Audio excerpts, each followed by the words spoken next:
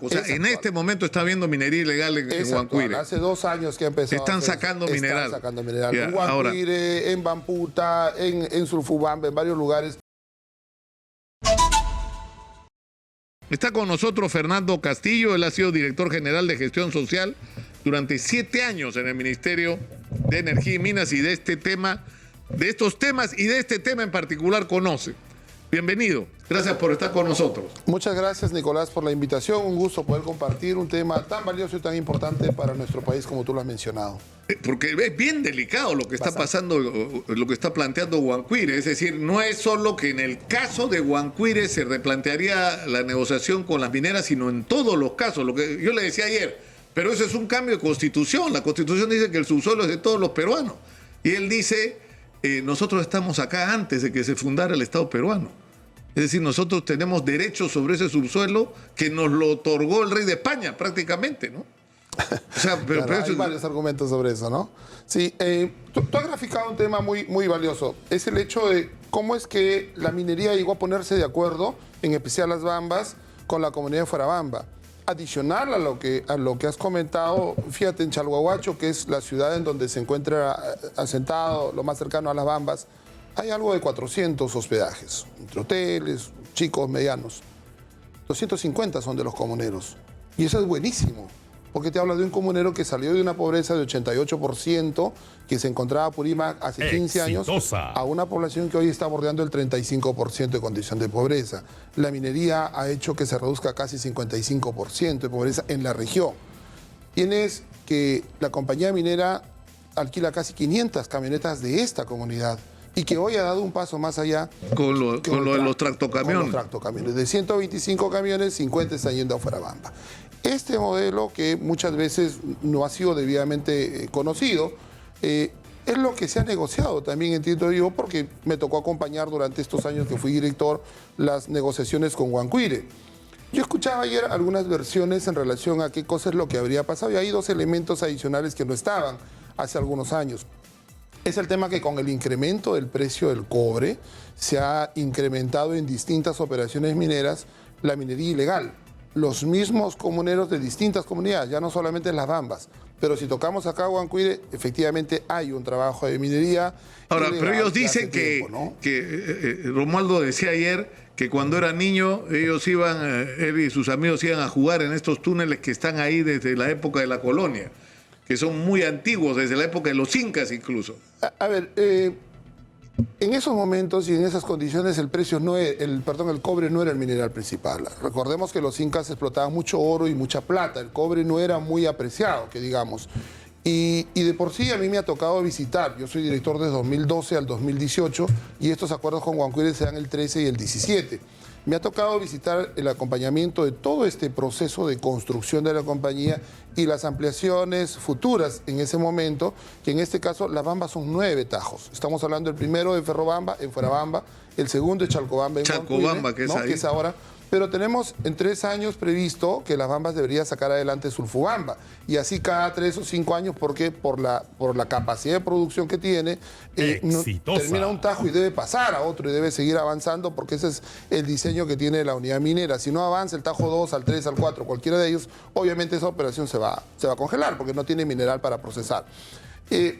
En esos momentos no había ningún tipo de explotación. Incluso ahora, si se hace una investigación en Nazca, estamos a 5 horas, en Nazca el mineral que llega de la minería ilegal de cualquier operación del sur tiene que esperar entre 30 y 40 días para ser procesado finalmente, porque está llegando tal abundancia de mineral ilegal, porque no hay control en carreteras, por distintas razones, y la zona de las Bambas ha caído en eso también.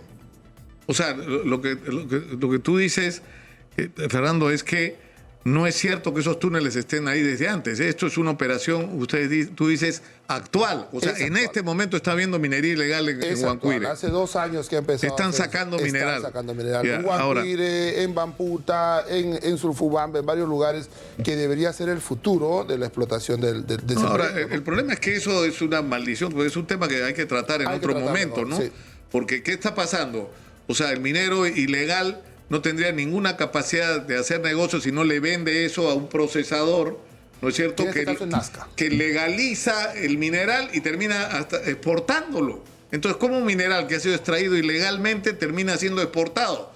Porque hay en el medio unos tramposos que son los que deberían estar presos, Nicolás, y son los que se hacen ricos, ¿ah? Porque le pagan un sencillo a los mineros ilegales y ellos son los que se hacen ricos. ¿No? Y son 800 kilómetros de tránsito, o sea, no es que no lo sepamos, todo el mundo sabe que... ¿Eso qué supone? Corrupción. En varios niveles. No es, o sea, como tú lo dices, habría que abordarlo completamente en otro panel con más elementos de análisis, ¿no? De acuerdo. Pero ese es un tema que hay que tratar, o sea, porque se habla mucho de la minería ilegal y una vez más, ¿no? Se le pega a los mineros ilegales. Ya, pero ¿cómo ese mineral sale del país? Exitosa. O sea, ¿cómo es el proceso en que ese mineral primero se procesa y luego se embarca para enviarlo al extranjero y venderlo en Estados Unidos y en otros países? ¿Cómo? Termina saliendo vía Nazca o vía algún otro operador.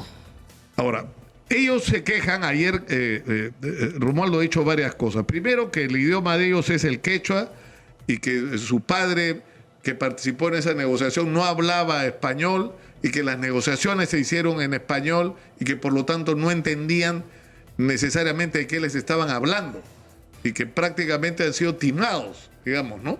Porque al final eso es lo que concluye. Si son quechua hablantes, no hablan español y viene gente donde todo se discute en español, o sea, ¿cómo tienes la capacidad de discernir sobre lo que se está planteando? Para sacar adelante las Bambas ha habido varios hitos, varias fechas importantes. El proceso de concesión, que Proinversión hizo todo un trabajo de casi 2 años, y todo este trabajo se hizo en quechua, Nicolás. Yo he asistido, en ese momento yo trabajaba en el Ministerio de Agricultura, y he asistido porque nos invitaban a los demás sectores. Todo el proceso de divulgación de lo que implicaba la minería en esta zona que se desarrolló en Chalhuahuacho, en Mara y en varias comunidades, se hizo en quechua y se hizo también en español. Es más, en ese momento en las Bambas, el gerente que tenía a cargo este tema era Valentín Choquenaira. Valentín Choquenaira era quechua hablante. Yo he asistido personalmente a varias sesiones. El representante de las Bambas era quechua hablante. El representante de las Bambas era quechua hablante. Proinversión tenía contratado todo el equipo local que lo lideraba en esa época un señor de apellido Zamplini, Antonio Zamplini, que después ha trabajado en otros proyectos en la zona, que él es quechua hablante, y varios de los operadores del Estado, que es quien concesiona. No nos olvidemos que este es un proyecto concesionado por el Estado. Claro, que es de lo que se olvidan los gobiernos. O sea, el dueño del mineral finalmente es el Estado peruano que está concesionándole a una empresa para que lo explote. Entonces, no es que el Estado va de invitado a ver cómo va la cosa. El Estado es el que debería preocuparse de que las cosas marchen y se hagan bien. Ahora, han reclamado también el precio. Ayer Romualdo decía, nos han pagado 6 soles por metro cuadrado. O sea, ANDA consigue por 6 soles un metro cuadrado de una zona tan rica. Entonces, eso no puede ser un reclamo legítimo. No pudieron negociar mejor. A ver, o sea, ¿por qué 6 soles y no más? O sea, ¿por qué 225 millones de soles, que entiendo es todo lo que se negoció por la compra de la comunidad de Huancuire, y no más que eso? 6 soles es 60.000 soles una hectárea. La hectárea en el mundo agrícola, la más cara del país, se encuentra entre Chavimochic y Olmos. Estamos hablando de 20 a 25 mil dólares la hectárea. Es para producción constante. En el tema de costo de predios en minería o en transporte, por ejemplo, el costo de transporte para una carretera es de menos de 1 sol el metro cuadrado. Con eso no estoy justificando que esté bien o esté mal. Estoy haciendo una escala de valores, precios, podría decirse, de cómo fluctúa cada una de las actividades. En este caso, si bien es cierto, se adquiere 200, 400 o 1.000 hectáreas en cada operación minera, no son las 1.000 hectáreas para desarrollo minero. Normalmente hay áreas de amortiguamiento que no son parte de los componentes mineros. Sin embargo, los precios en temas de tierras y minería están fluctuando ahora dependiendo de la zona en donde se encuentre. Sin embargo, la compañía hizo una segunda negociación y complementariamente a la segunda negociación... Porque primero había pagado creo que por 120, 130 millones. 112 millones, 120 y se sumó más de 100 millones. Y adicional a eso, Nicolás, hasta donde yo recuerdo los compromisos que se suscribieron con participación del Estado en ese momento, hay un conjunto de beneficios adicionales que son todas las contrataciones que se vienen adelante tal como lo tiene Fuerabamba. Fíjate, estamos hablando de todo lo que Fuerabamba ha logrado en los últimos 10 años. Huancuire tiene también esa posibilidad y esa expectativa. Sin embargo, hay terceros que han cambiado la agenda porque esta ya no es una agenda comunal. Es una agenda que ha involucrado... Tú dices qué cosa, que ha venido gente de fuera que no son los hermanos Chávez, ¿ah? Ha llegado Son de todo. otros. O sea, Ha los llegado hermanos todo. Chávez que tuvieron y siguen teniendo problemas legales, en realidad participaron en la negociación de Fuerabamba, ¿no? En la última, las previas no. Claro, pero en esto de Huancuire ellos no tienen nada que ver. Ahí No, hay un ella estudio no, de la familia son Quirós, ¿no? Quirós Castañeda, si mal no recuerdo. Lo que sucede es que la zona del corredor, este es un proyecto que tiene tantas complejidades. Primero que es un desafío a la ingeniería porque es un proyecto que está a 800 kilómetros del puerto, a 4.000 y tantos metros sobre el nivel del mar. Lo más cercano que tiene es Antamina, que está a 4.500, pero a 350, 400 kilómetros del puerto. Toda la minería de Chile está a 2.500 o 3.000 metros sobre el nivel del mar y todas a menos de 200 kilómetros del puerto. Entonces, este es un desafío a la ingeniería que a la vez tiene un recorrido en el corredor de 400 kilómetros con 70 comunidades, Nicolás. Entonces aparece el reclamo de una comunidad, luego aparece B, Claro, C, D, y se va sumando. y se va sumando. Y Entonces, encima cuando se cambia el mineroducto por la vía física, la carretera, el impacto implica, o sea, a toda la zona por donde le transcurre la carretera. Además, donde el Estado hizo las cosas muy mal, porque ha podido hacer ahí una supercarretera o ha podido hacer un tren y no estaríamos en esta discusión. Pero fíjate lo que tú comentas. El MTC, el año 2016, planteó ese entendimiento. Han pasado, Nicolás, 6 años, perdón. Y en 6 años apenas ha logrado negociar el 30% del valor de los predios. Es decir, con cada una de estas 70 comunidades... Había que compensarle por el uso de su territorio. ¿no? Entonces, Exitosa. esa negociación, el MTC tiene 6 años y ha llegado apenas al 30%. Si seguimos esa proyección, van a necesitar 18 años solamente para negociar predios. Es una incapacidad terrible manejar eso con esas cifras. Por supuesto. Ahora, ellos dicen, por último, que no ha habido consulta previa. ¿Cómo es el tema de la consulta previa? A ver, la consulta previa, de acuerdo al convenio 169, es un proceso de diálogo. No hay capacidad de veto, no hay capacidad de impedimento. Si es que producido todas las etapas de la consulta previa, se llega a un nivel de entendimiento. La consulta previa tiene 7 etapas. A partir de la formulación e identificación de los derechos colectivos que pudieran ser afectados, se desarrolla toda una metodología. En el caso de Huancuire, han llegado hasta la fase 6, si no me equivoco, en donde tenía que haber ese entendimiento ya bilateral. Este proceso de consulta previa ha durado 3 años, Nicolás, en donde de parte de la comunidad no ha habido respuesta para sacar adelante el proceso.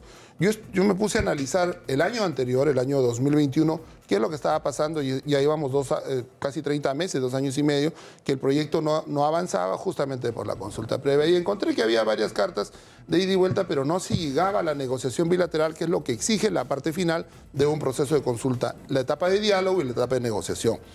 Al no haber esto, la norma establece, porque esto tiene una ley, la consulta previa también, tiene una reglamentación y tiene una metodología que es algo así está desarrollado. como el silencio administrativo, digamos, ¿no? Que incluso se ha ido más allá, porque el Ministerio de Energía y Minas, quien tiene que hacer la consulta previa, le ha emitido varias comunicaciones. En algunos casos no deseaban ser recibidas por los líderes comunales y estas se han hecho vía su prefecto incluso. En otros casos, como no hay notario ahí en esa jurisdicción, se ha hecho vía autoridades o vía la autoridad policial.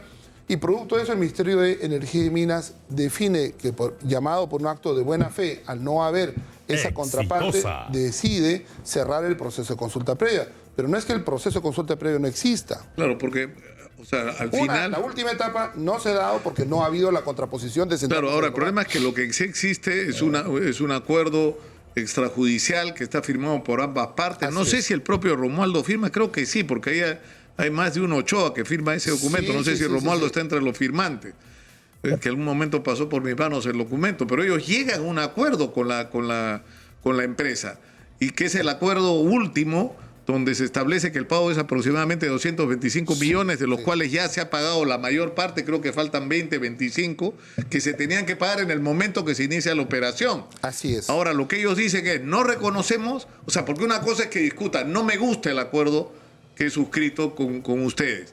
Yo quiero un acuerdo como el de Fuerabamba, ¿no? Nicolás, perdóname. No, pero digamos, Ajá, para ponerlo así en simple, quiero mejorar el acuerdo que tengo. Eso es una discusión. Y ahí la empresa debería estar o no dispuesta, pero el problema es que lo que ellos están planteando es un desconocimiento del acuerdo. Te devuelvo el dinero que me has dado y comenzamos de cero.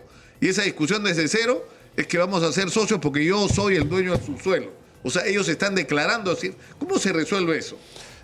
A ver, acá hay un tema en donde gran parte de los comuneros no siempre acompañan la decisión de los líderes comunales. Había una asamblea en Huancuire hace 2 días y de 200 comuneros calificados participan 50. Muchos de los comuneros lo que han planteado en todas las comunidades es que quieren tener este tipo de entendimientos, ser parte de la cadena de valor, ser un comunero empresario como ya lo son varias comunidades en esta zona. Yo recuerdo, Nicolás, cuando estaba en Energía y Minas, los líderes de Fuerabamba, cuando las bambas cuando Extrata es absorbido por Glencore, Exitosa. y los dirigentes de Fuerabamba nos pidieron en el Ministerio de Energía y Minas, dijeron, queremos reunirnos con la nueva empresa y que nos garantice que sí va a desarrollar el proyecto. Ojo, que sí va a desarrollar el proyecto y que nuestros acuerdos se van a cumplir. Generamos esas reuniones y Glencore lo dijo que luego cuando se compró con los chinos fue lo mismo y volvimos a generar las reuniones y volvieron a mantener los compromisos. Ha habido siempre una participación. Estas no son comunidades antimineras, ¿ah? No, eso está claro. Ahora, bueno, estamos ante un tremendo problema. Yo solo espero que todos actúen con la responsabilidad que la situación exige. Muchas gracias por estar con nosotros.